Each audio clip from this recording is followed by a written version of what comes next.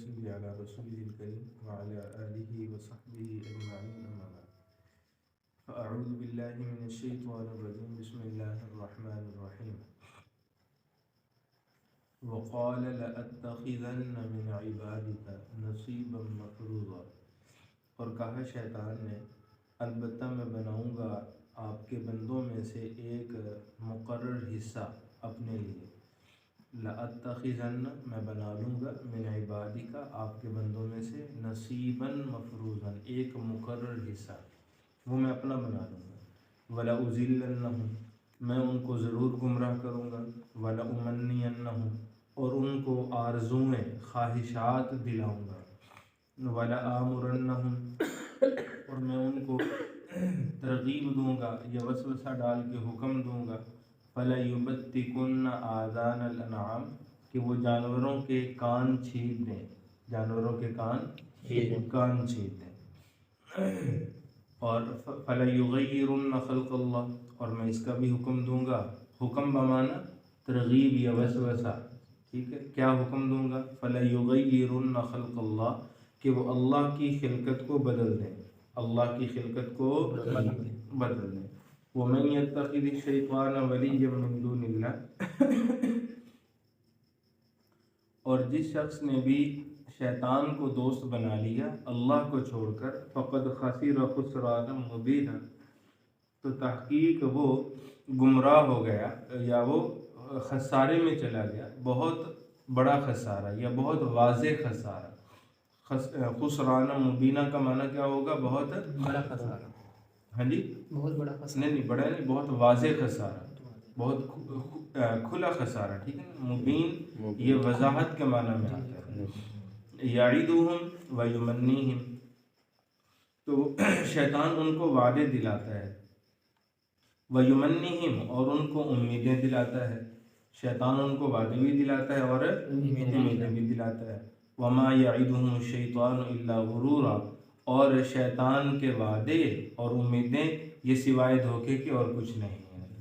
اور فرمایا کہ اولئک مأواہم جہنم یہی وہ لوگ ہیں جن کا ٹھکانہ جہنم ہوگا. ولا یجدون عنہا محیصا اور اس سے کہیں بھاگنے کی جگہ نہیں پائیں گے، اس جہنم سے کہیں بھاگنے کی جگہ نہیں پائیں گے.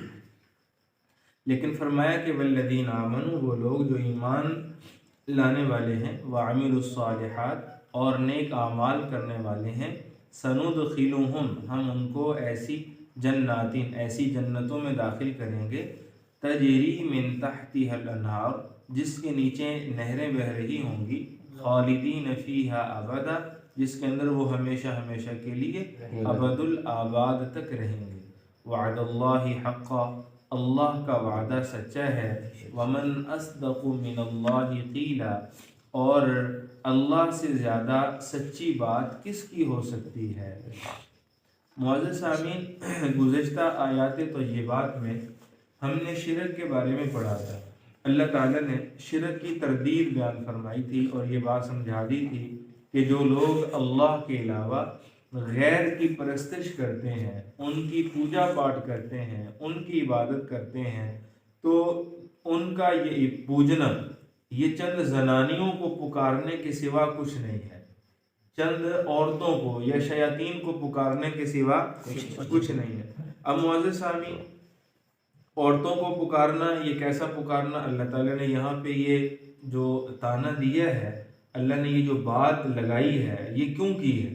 معزز سامعین، میں نے کل بھی آپ کے سامنے یہ ہلکا سے اشارہ کیا تھا، اب مزید اس کو کھول دیتا ہوں کہ مشرکین مکہ ان کے جو بت تھے ان میں سے جو بڑے بت تھے ان میں سے ایک لات تھا، ایک منات تھا، ایک عزا تھا. یہ تینوں عورتوں کے بت تھے. یہ تینوں عورتوں کے نام ہیں، لات بھی، منات بھی اور عزا بھی.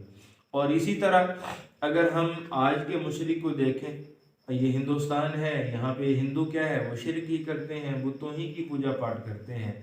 تو ان میں معزز سامعین دیکھیں کہ کہیں پہ ہمیں جو ہے وہ سرسوتی دیوی نظر آئے گی، کہیں پہ لکشمی دیوی نظر آئے گی، کہیں پہ کون سی دیوی ہے، کہیں پہ کون سی دیوی ہے. تو یہ جتنی دیویاں ہیں یہ ساری کی ساری یہ عورتوں ہی کے بت ہیں، ٹھیک ہے نا جی، دیوی عورت کی طرف منسوب کیا جاتا ہے یہ لفظ۔ تو اللہ تعالیٰ نے فرمایا کہ یہ جو ان کا پکارنا ہے، یہ پکارنا عورتوں کو پکارنا ہے، الا اناسا، یہ تو صرف عورتوں کو پکار رہے ہیں یا شیاطین کو پکار رہے ہیں۔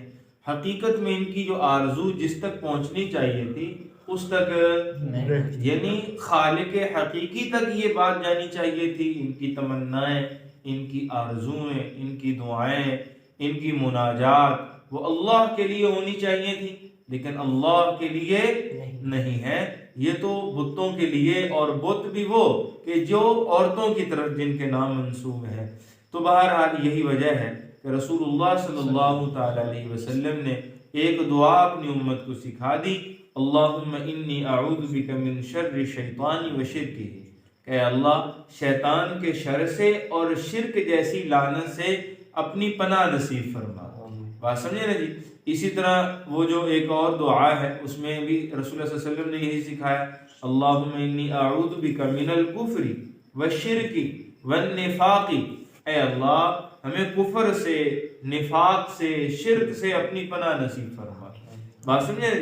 اس لیے معزز سامعین، یہ شیاطین جو ہیں یہ انسان پر حملہ آور ہوتے ہیں، اور یہ ایسا دشمن ہے جو ظاہراً نظر بھی نہیں آتا، اور جب سے انسان کی پیدائش اور خلقت وجود میں آئی ہے، جیسے اللہ نے اس کو پیدا کیا، تو حدیث مبارکہ میں آتا ہے کہ شیطان نے آدم علیہ السلام کے جب پتلا بن رہا تھا اس وقت اس کے اوپر چکر لگایا، وہ پڑے ہوئے تھے، وجود بن رہا تھا، انہوں نے دیکھا کہ جو ہے وہ باقی تو ہڈیوں کا ڈھانچہ ہے، ہڈیاں ہی ہڈیاں ہیں، تو جب پیٹ پہ نظر ڈالی تو شیطان نے فیصلہ کیا کہ اس جگہ پہ میں جا کے وسوسہ ڈال سکتا ہوں۔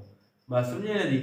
اب رسول اللہ صلی اللہ علیہ وسلم تو یوں ارشاد فرماتے ہیں کہ ان شیطان یجری من الانسان کمجری الدم، کہ شیاطین انسان کے جسم کے اندر اس طرح رواں ہیں، اس طرح چلتے ہیں جس طرح خون گردش کرتا ہے۔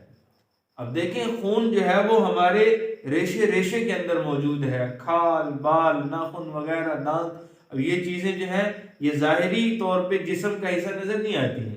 اب یہ ناخن ہے لیکن اگر اس کا کنیکشن خون سے کٹ جائے تو یہ فوراً سیاہ ہو جاتا ہے۔ دانت ہے، ظاہری طور پہ ہمیں ایک ہڈی نظر آتا ہے، لیکن جیسے ہی اس کا اگر کنیکشن کٹ جائے تو وہ سیاہ ہو جاتا ہے۔ اس کی سفیدی بھی ہمارے خون کی وجہ سے ہے، تو معلوم ہوا کہ ریشے ریشے کے اندر کیا ہے؟ خون۔ حضور نے فرمایا جس طرح تمہاری رگوں میں خون دوڑتا ہے اسی طرح شیطان دوڑتا ہے۔ ایک دفعہ رسول اللہ صلی اللہ علیہ وسلم مسجد نبوی کے اندر معتکف تھے، حضرت صفیہ بنت حی، یہ حضرت سیدنا ہارون علیہ السلام کی اولاد میں سے تھیں اور ازواج مطہرات میں سے ہیں، امہات المومنین میں سے ہیں۔ ان کو کوئی کام تھا، یہ رسول اللہ صلی اللہ علیہ وسلم کے پاس مسجد میں تشریف لائیں، تو حضور ان کو رخصت کرنے کے لیے دروازے تک گئے۔ بات سمجھے؟ تو اس سے بیرونی دروازہ مراد نہیں ہے۔ بات سمجھے نا جی؟ بیرونی دروازہ مراد نہیں۔ کچھ دروازے مسجدوں کے ایسے ہوتے ہیں جو مسجد کے احاطے سے باہر ہوتے ہیں، تو وہاں تک جائیں گے تو اعتکاف ٹوٹ جائے گا۔ تو بہرحال حضور جو ہے وہ دروازے تک گئے، دروازہ یقیناً مسجد کے احاطے میں ہی ہوگا۔ تو رسول اللہ صلی اللہ علیہ وسلم نے دیکھا کہ دو صحابی، اور یہ مغرب کے بعد کا وقت تھا، اندھیرا ہو چکا ہوا تھا، اب دو صحابی جو ہے وہ وہاں سے گزر، لیکن انہوں نے جب دیکھا کہ ایک عورت جو ہے وہ مسجد نبی سے نکل رہی ہے اور حضور ہے، تو انہوں نے اپنے قدم تیز کر دی۔ رسول اللہ صلی اللہ علیہ وسلم نے ان کو بلایا اور واپس بلایا اور پوچھا کہ کون ہو، انہوں نے اپنا تعارف کرایا، تو رسول اللہ صلی اللہ علیہ وسلم نے فرمایا کہ یہ صفیہ بنت حی ہیں جو کہ میری اہلیہ ہیں، یہ فلاں فلاں کام کے سلسلے میں میرے پاس آئی تھی، اس لیے میں ان کو رخصت کرنے کے لیے دروازے تک آ گیا۔ تو انہوں نے کہا یا رسول اللہ، یہ آپ نے ہمیں کیوں کہا؟ ہم آپ کے بارے میں تھوڑی کوئی ایسی بات سوچ سکتے ہیں۔ بات سمجھے نا جی؟ تو رسول اللہ صلی اللہ علیہ وسلم نے فرمایا، اس وقت یہ حدیث ارشاد فرمائی کہ ان الشیطان یجری من الانسان کمجری الدم، انسان شیطان کی رگوں میں یوں دوڑتا ہے جیسے خون دوڑتا ہے۔ ممکن تھا کہ شیطان تمہارے دلوں کے اندر میرے بارے میں وسوسہ پیدا کر دیتا کہ یہ کون عورت تھی اتنے اندھیرے میں اس وقت حضور کے پاس مسجد میں تنہائی خلوت میں کیا کرنے آئی تھی۔ بات سمجھے؟ اس لیے حضور نے فوراً اس کو کیا کر دیا؟ فوراً صاف کر دیا، معاملہ کیا کر دیا بھائی؟ فوراً صاف کر۔ اس لیے کہا جاتا ہے کہ موضع تہمت سے بھی انسان کو بچنا چاہیے۔ موضع تہمت سے بھی انسان کو ایسی جگہ ہی نہیں جانا چاہیے جہاں پہ کوئی تہمت لگ سکتی ہے، جہاں پہ کوئی بہتان لگ سکتا ہے، وہاں پہ جانے کی ہی ضرورت کیا ہے؟ ایک آدمی جو ہے وہ کسی یہ شراب خانے سے نکل رہا ہو، یا جو ہے وہ کوئی جوئے خانے سے نکل رہا ہو، یہ باہر کے ملکوں کے اندر وہ ایک خاص، اس کا نام بھی کچھ لیا جاتا ہے، یہ جوئے خانے جہاں پہ جوئے وغیرہ ہوتے ہیں، ہاں جی، ایک اور لفظ ہے کلب، تو جہاں پہ بے حیائی وغیرہ ہوتی ہے، جہاں پہ جوا وغیرہ ہوتا ہے نا، باہر جو بھی کہتے ہیں، اللہ تعالیٰ اسے ہر ایک مسلمان کی حفاظت فرمائے۔ تو اب وہاں سے کوئی آدمی نکل رہا ہو، یا چلے کلب ہی کہہ لیں، وہاں سے اگر کوئی نکل رہا ہے تو اب یہ موضع تہمت ہے یا نہیں؟ اب چاہے وہ وہاں پہ کسی بھی سلسلے میں گیا ہو، کوئی اپنے ذاتی کام کے ہی سلسلے میں کیوں نہ گیا ہو، لیکن دیکھنے والے کیا کہیں گے؟ وہ تو یہی سمجھیں گے نا کہ یہ اس جو ہے وہ شرارت کا، شر کا حصہ بن کے آ رہا ہے، بات سمجھے نا؟ اس لیے انسان کو موضع تہمت سے بھی اپنے آپ کو کیا کرنا چاہیے؟ بچانا چاہیے۔ جہاں پہ گناہ ہوتا ہو اور بے حیائی ہوتی ہو، وہاں پہ جانے کا کوئی جو ہے وہ بھائی تک نہیں بنتا، بات سمجھے نا جی؟ اس لیے اپنے آپ کو ایسی جگہوں سے بھی بچانا چاہیے۔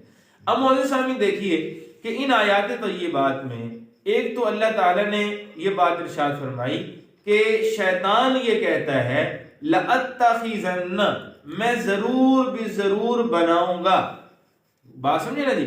اور اگر اس ضرور، اتنی جو تاکید ہے نا، اس تاکید کو اللہ نے یہاں دوسرے موقع پہ 23ویں پارے میں مزید کھول کر بیان فرمایا، ٹھیک ہے نا؟ اسی تاکید کو، اور یہ تاکید کس صورت میں اس نے کی تھی؟ اس نے بھائی اللہ کی عزت، اللہ کے جلال کی قسمیں اٹھا کے کہا تھا کہ ان بندوں انسانوں کی وجہ سے آپ نے مجھے ملعون قرار دیا، اب میں ان کو اپنے ساتھ لے کر جہنم میں جاؤں۔ قال فبعزتك لأغوينهم أجمعين، قال فبعزتك لأغوينهم أجمعين، اے پروردگار آپ کی عزت اور جلال کی قسم کہ میں ان تمام لوگوں کو اس آدم کی پشت سے جتنے بھی پیدا ہوں گے سب کو گمراہ کروں گا۔ بات سنیں، لَأَمْلَأَنَّ جَهَنَّمَ مِنَ الْجِنَّةِ وَالنَّاسِ أَجْمَعِينَ، فرمایا کہ میں جو ہے وہ ان کو ساتھ لے کر، اللہ نے بھی فرمایا اِلَّا عِبَادَكَ مِنْهُمُ الْمُخْلَصِينَ، مگر بلکہ شیطان نے خود کہا کہ جو آپ کے مخلص بندے ہوں گے ان پر میرا کوئی داؤ نہیں چل سکے گا، جن کے ایمان مضبوط ہوں گے، عملی قوت اور طاقت اور ہمت ان کے اندر موجود ہوگی، ان کے اوپر میرا کوئی زور، ان پر میرا بس نہیں چل سکے گا۔ اللہ نے فرمایا کہ اگر تو اور یہ تیرے پیروکار جتنے بھی تیرے مطیع بنیں گے، تیرے پیروکار بنیں گے، تجھے اور ان سب کو تیرے سمیت جہنم میں پھینک دوں، لَأَمْلَأَنَّ جَهَنَّمَ، بات سمجھے نا جی؟ اس لیے معزز سامعین، شیطان کی اس شیطنت کو سمجھنا چاہیے، اور شیطان کو جب انسان اپنا دشمن سمجھ لے گا تو اس کے بعد اس سے بچنا بھی آسان ہو جائے گا۔ اب شیطان نے ایک موقع پہ خود کہا لَأُزَيِّنَنَّ لَهُمْ فِي الْأَرْضِ وَلَأُغْوِيَنَّهُمْ أَجْمَعِينَ، لَأُزَيِّنَنَّ لَهُمْ فِي الْأَرْضِ، کہ میں ان کے لیے دنیا کو مزین کر دوں گا، دنیا کو خوبصورت بنا کے ان کے سامنے رکھوں گا۔ جب دنیا، اب دیکھیں بھی ہمیں روپیہ پیسہ کتنا اچھا لگتا ہے، ہمیں کاروبار کتنے عزیز ہیں کہ ان کی وجہ سے نمازیں آگے پیچھے کر دیتے ہیں، ہمیں ہمارے کسٹمر اور ہمارے گاہک کتنے عزیز ہیں کہ ان کی وجہ سے ہماری نمازیں کیا ہو جاتی ہیں بھائی؟ آگے پیچھے ہو جاتی ہیں۔ ہماری ملازمت، ہماری تجارت، ہماری زراعت، ہماری ذاتی مصروفیات، ہماری آل اولاد، اہل و عیال، گھر بار کے کام کاج، یہ ساری کی ساری چیزیں شیطان ہمیں مزین کر کے، خوبصورت کر کے دکھاتا ہے، اور پھر نتیجتاً ہوتا کیا ہے کہ ہم اس کی اس ضلالت اور گمراہی کا شکار ہو جاتے ہیں، بات سمجھیں؟ اور یہ چیز اس نے خود کہی اللہ تعالیٰ سے کہ میں دنیا کو ان کے سامنے مزین کر دوں۔ یہی وجہ ہے کہ رسول اللہ صلی اللہ علیہ وسلم نے فرمایا راس کل خطیۃ حب الدنیا، راس کل خطیہ، کہ دنیا، یہ جتنی برائیاں ہیں، جتنے گناہ ہیں، ان تمام گناہوں کی جو جڑ ہے وہ دنیا کی محبت ہے۔ وہ کیا ہے بھائی؟ وہ دنیا کی محبت، وہ مال و زر، مال و متاع، یہ زمین جائیداد، یہ پلاٹ، یہ گاڑی، یہ مکان، یہ کوٹھی بنگلہ، یہ روپیہ پیسہ، یہ کیش، یہ چیک، یہ سب کچھ یہ انسان کو گمراہ کرنے کا ذریعہ ہے۔ جب انسان ان کی حقیقت سے جو ہے وہ آشنا ہو جائے نا، پتہ چل جائے کہ یہ تو بھائی اللہ نے ایک ضرورت کی چیز پیدا کی ہے، مقصد ہمارا یہ نہیں ہے، مقصد تو آخرت ہے، مقصد تو اللہ کی اتباع ہے، مقصد تو دین ہے، مقصد تو شریعت ہے، مقصد تو جو ہے وہ رسول اللہ صلی اللہ علیہ وسلم کی فرما برداری ہے، خدا کی قسم ان چیزوں کی وقت بھی ہیج ہو جاتی ہے اور ان سے بچنا بھی آسان ہو جاتا ہے۔ بات سمجھ نہیں سمجھے؟ اسی طرح جو ہے وہ شیطان نے ایک اور بات بھی کہی اور کہا کہ ثم لآتینہم من بین ایدیہم ومن خلفہم وعن ایمانہم وعن شمائلہم، کہ مجھے آپ نے بنا تو دیا، اب میں ان کے جو ہے وہ ان کے سامنے سے، ان کے پیچھے سے، ان کے دائیں سے، ان کے بائیں سے، ہر طرف سے میں انسان پر حملہ کروں، ہر طرف سے اس کو وسوسے میں ڈالنے کی کوشش کروں گا اور اس کو گمراہ کرنے کی کوشش کروں گا۔ بات سمجھے نا جی؟ اسی لیے جو ہے وہ بعض مفسرین فرماتے ہیں کہ آگے سے مراد دنیا ہے، آگے سے جس نے کہا نا میں آگے سے حملہ کروں گا، تو آگے سے مراد کیا ہے؟ دنیا ہے، کہ دنیا کی چاق و چوبند، رعنائیاں، دنیا کا حسن، دنیا کی اچھائیاں، بھلائیاں، ضرورتیں اور احتیاج، یہ ساری چیزیں میں ان کے سامنے رکھوں گا اور یوں جو ہے وہ ان کے آگے سے حملہ کروں۔ اور فرمایا مفسرین نے کہ پیچھے جو اس نے کہا نا وَعَنْ خَلْفِهِمْ، کہ میں پیچھے سے حملہ کروں گا، اس سے مراد آخرت ہے، عقبہ، کہ آخرت بھلا دوں گا ان کو، موت یاد نہیں رہے گی، قبر یاد نہیں رہے گی، برزخ یاد نہیں رہے گی، منکر نکیر یاد نہیں رہیں گے، پل صراط بھلا دوں گا، میزان عدل بھلا دوں گا، قیامت کی ہولناکیاں بھلا دوں گا، اللہ کا غضب جو عروج پر ہوگا وہ بھلا دوں گا، جہنم بھلا دوں گا، جنت بھلا دوں گا، اللہ کی نعمتیں بھلا دوں گا۔ جب یہ ساری کی ساری چیزیں انسان بھول جائے گا، اب وہ اپنی غرض، اپنی طمع، اپنی لالچ اور پھر خواہش اور نفس پرستی، اسی کے اندر جو ہے وہ زندگی گزارے گا جیسی آج زندگی ہم گزار رہے ہیں۔ بات سمجھے نہیں سمجھے؟ تو یہ شیطان کے وہ قاعدے، یہ وہ اقوال ہیں جو اللہ تعالیٰ نے قرآن حکیم میں ہمارے سامنے بیان کر دیے تاکہ ہم شیطان کی حقیقت کو سمجھیں، شیطان کو پہچان سکیں اور اس کو جو ہے وہ اپنا دشمن سمجھ سکیں۔ اور مولانا صاحب یہی وجہ ہے کہ سورہ فاطر کے اندر اللہ تعالیٰ نے ارشاد فرمایا ان الشیطان لکم عدو، کہ بے شک شیطان تمہارا کیا ہے؟ دشمن ہے، تمہارا کیا ہے؟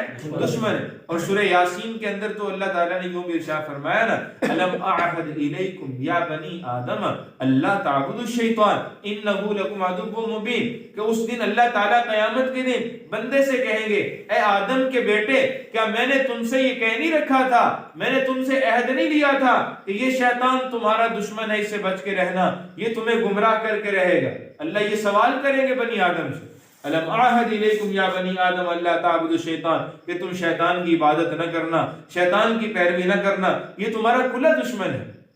بات سمجھے بھائی؟ اسی طرح جو ہے وہ اور بھی بہت ساری آیات واقعات بھی ہیں، لیکن بہرحال اپنی بات مختصر کرتے ہوئے ہم آگے سبق کی طرف بڑھتے ہیں۔ تو شیطان نے کیا کہا؟ وقال لأتخذن من عبادك نصیبا مفروضا، کہ میں آپ کے بندوں میں سے ایک مخصوص حصہ اپنے مطیع اور فرما برداروں کا بنا لوں گا، ان کو اپنی فرما برداری پہ لگا لوں گا۔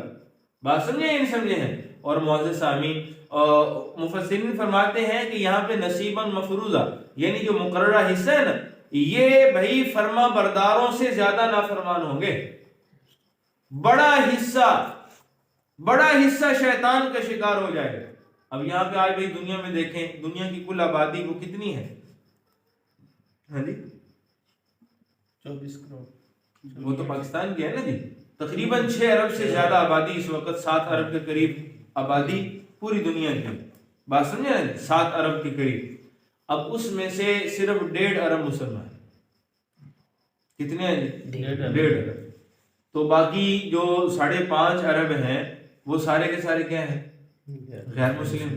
اب اس 1.5 ارب میں سے بھی آپ دیکھ لیں کہ حقیقی سچے کھرے مسلمان کتنے ہیں، ان میں نمازیوں کی تعداد کیا ہے، ان میں جو ہے وہ ذمہ داری کو ادا کرتے ہوئے زکوٰۃ ادا کرنے والوں کی تعداد کیا ہے، عشر ادا کرنے والوں کی تعداد کیا ہے، لوگوں کے حقوق غصب نہ کرنے والوں کی تعداد کیا ہے، حلال اور پاکیزہ رزق کمانے والوں کی تعداد کیا ہے۔ تو بات تو آپ کے سامنے کھل کے آ گئی۔ تو بڑا حصہ کن کے ساتھ؟ شیطان کس کے ساتھ ہے بھائی؟ شیطان کے ساتھ ہے. ٹھیک ہے. اور شیطان کیا کہتا ہے؟ وَلَأُزِلَّنَّهُمْ میں ان کو گمراہ کر دوں گا. وَلَأُمَنِّيَنَّهُمْ اور میں ان کو امیدیں دلاؤں گا. اور یہ امید کیا ہے بھائی؟ لمبی زندگی کی امید ہے. میں نے مرنا تھوڑی ہے. موت تو مجھے بڑھاپے میں جا کے آئے گی. موت تو جو ہے وہ پہلے میں جوان ہوں گا، پھر جو ہے وہ دھیڑ عمری میں جاؤں گا، اپنا گھر بناؤں گا، بچوں کی شادیاں کروں گا، بچوں کا یہ کر لوں گا، ان کا جو ہے وہ روزگار کے ذرائع ان کے کاروبار سیٹ کروں گا، اور پھر بوڑھا ہوں گا، پھر جا کے جو ہے وہ موت آئے گی. یہ سب کا سب شیطان کا دھوکہ ہے. اب یہاں پہ اللہ نے فرمایا، دیکھیں وہ شیطان خود کہہ رہا ہے وَلَأُزِلَّنَّهُمْ میں ان کو گمراہ کروں گا. وَلَأُمَنِّيَنَّهُمْ اور میں ان کو جھوٹی امیدیں دلاؤں گا. میں ان کو کہیے ذرا زبانوں سے جھوٹی امیدیں دلاؤں گا. اور جھوٹی امیدوں سے کیا مطلب؟ کہ دنیا کا ہی ہو کے رہ جائیں. ہاں جی، موت کو بھلا دوں گا. ٹھیک ہے نا جی. کیا کرے گا؟ موت کے بارے میں جھوٹی امید ہے. بھئی تیری تو زندگی بھی بڑی لمبی پڑی ہے، بڑا موقع ہے تیرے پاس، نیک اعمال کر لینا بعد میں جا کے، سروس کر لو جیسی تیسی ہوتی ہے، اور اس کے بعد جو ہے وہ جب ریٹائر ہو جاؤ گے پھر توبہ کر لینا، لمبی داڑھی سفید رکھ لینا، ایک تسبیح جو ہے وہ ہاتھ میں پکڑ لینا، سفید ٹوپی سر پہ آ جائے گی. بس اب جو تو نے زندگی میں جو بھی کیا ہوگا، جتنوں کے بھی حق غصب کیے ہوں گے، جب آپ حج کر لیا، عمرہ کر لیا، وہ حجی ہی کہیں گے نا لوگ. ان کو جو سفید داڑھی اور تسبیح ٹوپی نظر آئے گی نا. اب زندگی جو پیچھے مڑ کے دیکھو، ہزاروں کے حقوق جو ہے وہ کندھوں پہ سوار ہیں، کیا بنے گا اس کا؟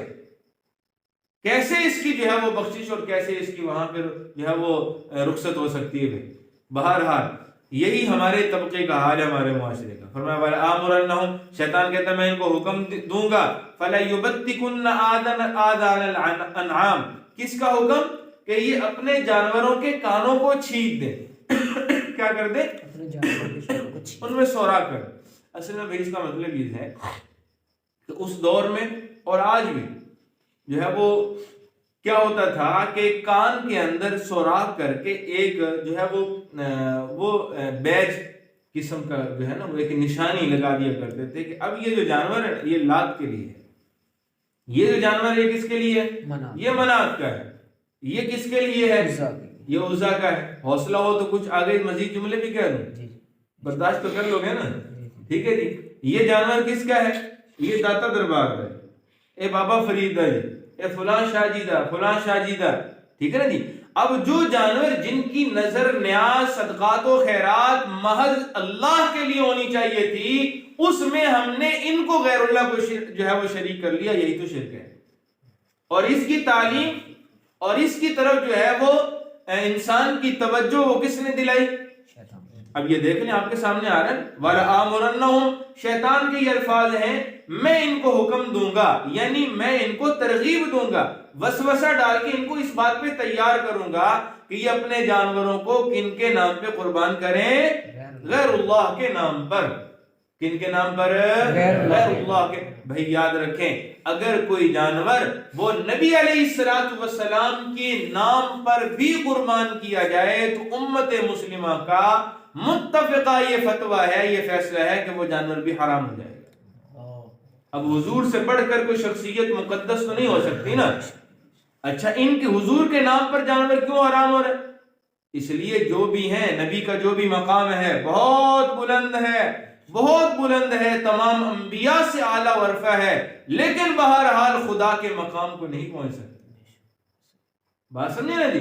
تو یہ نظر نیاز یہ خالص کس کے لیے ہے؟ اللہ. عبادات خالص کس کے لیے ہیں بھائی؟ یہ اللہ کے لیے ہیں. اور جب ہم عبادات میں کسی کو بھی شریک کر لیں، وہ خواہ کتنا ہی بڑا قطب کیوں نہ ہو، وہ ابدال کیوں نہ ہو، وہ ولی کیوں نہ ہو، وہ صحابی کیوں نہ ہو، وہ نبی ہی کیوں نہ ہو، بہرحال وہ شرک کہلائے گا. اور ہم نے پیچھے الفاظ کیا پڑھے؟ ان اللہ لا یغفر ان یشرک بہ ویغفر ما دون ذلک لمن یشاء. اللہ مشرک کو معاف نہیں فرمائیں گے جو حالت شرک میں دنیا سے گیا ہوگا، اس کے علاوہ اللہ جس گناہ کو چاہیں گے کیا کر دیں گے بھائی؟ معاف فرما دیں گے. اب ذرا دیکھیں فرمایا کہ ان کو میں حکم دوں گا کس چیز کا؟ فَلَيُبَتِّكُنَّ آذَانَ الْأَنْعَامِ کہ یہ جانوروں کے کانوں کو چھید دیں، ان میں سوراخ کر دیں. اور اسی طرح وَلَآمُرَنَّهُمْ میں ان کو تعلیم دوں گا، میں ان کو تیار کروں گا، فَلَيُغَيِّرُنَّ خَلْقَ اللَّهِ کہ یہ اللہ کی خلقت میں تبدیلی کر دیں، اللہ کی خلقت کو کیا کر دیں؟ بدل دیں، تبدیل کر دیں۔ بھائی یہ اللہ کی خلقت کو بدلنے سے مراد یہ ہے کہ مرد عورتیں بننے کی کوشش کریں اور عورتیں جو ہیں یہ کیا بننے کی کوشش کریں؟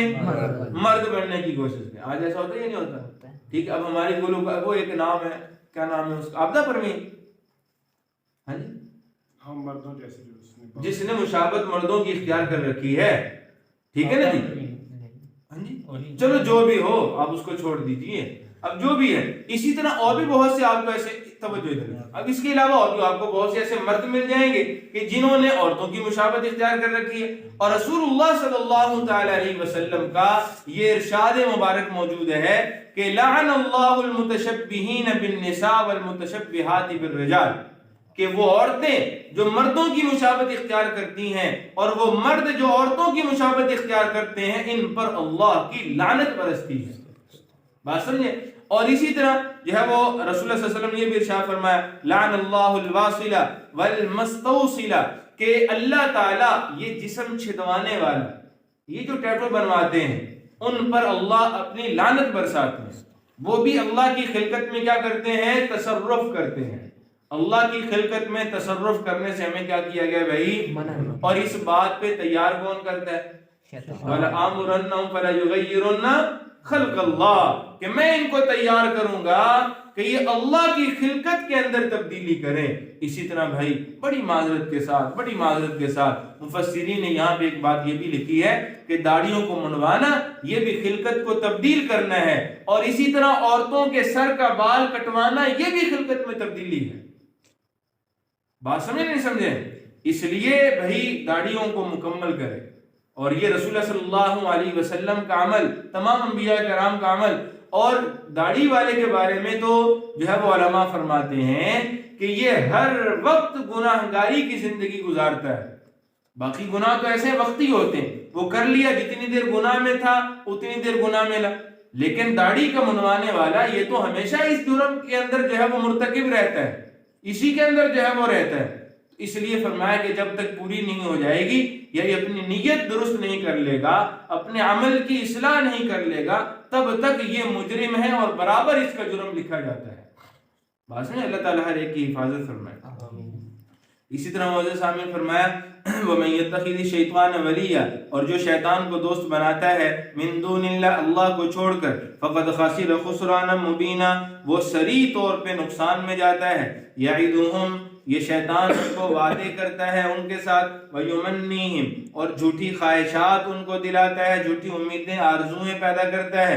وَمَا يَعِدُهُمُ الشَّيْطَانُ إِلَّا غُرُورًا اور شیطان کے سارے وعدے سوائے دھوکے کے کچھ بھی نہیں، صرف دھوکہ۔ اب بدر کے موقع پہ جب غزوہ بدر ہوا تو شیطان نے کفار کو بڑے دلاسے دلائے، ٹینشن نہیں لینی، میں تو نال ہوں، ٹھیک ہے نا جی، ہاں ہم تمہارے ساتھ ہیں۔ لیکن جب آسمانوں سے فرشتے اترتے ہوئے دیکھے تو شیطان وہاں پہ جو ہے وہ دم دبا کے بھاگ گیا، اور اس نے کہا کہ اب جو ہے وہ ہمارا بس نہیں چل سکے گا۔ تو بہرحال سوائے دھوکے کو اور کچھ نہیں۔ فرمایا اولئک مأواہم جہنم یہی وہ لوگ ہیں جو جہنم ان کا ٹھکانہ ہے، ولا یجدون عنہا محیص یہ اس سے بھاگنے کی کوئی جگہ نہیں پا سکیں گے۔ والذین آمنوا اور وہ لوگ جو ایمان لائے، وعملوا الصالحات اور نیک اعمال کرتے رہے، سندخلہم ہم عن قریب ان کو داخل کر دیں گے، جنات ایسی جنتوں کے اندر، تجری من تحتها الانہار جس کے سامنے نہریں بہ رہی ہوں گی، خالدین فیہا یہ نعمتیں ان کے لیے ابد الآباد تک باقی رہیں گی، ہمیشہ کے لیے باقی رہیں گی۔ موت کو بھی موت اللہ تعالیٰ عطا کر دیں گے، کبھی بھی مرنا نہیں ہوگا۔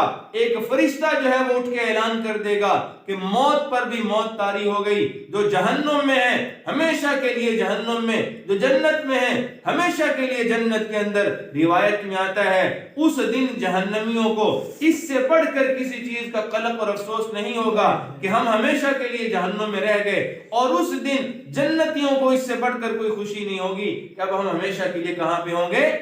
جنت کے اندر رہیں گے۔ تو فرمایا وعد اللہ حقا اللہ کے یہ وعدے سچے ہیں، اللہ کے یہ وعدے حق ہیں، اللہ اپنے وعدوں کو پورا کرنے والا جانتا ہے، اللہ اپنے وعدوں کو وفا کرنا جانتا ہے۔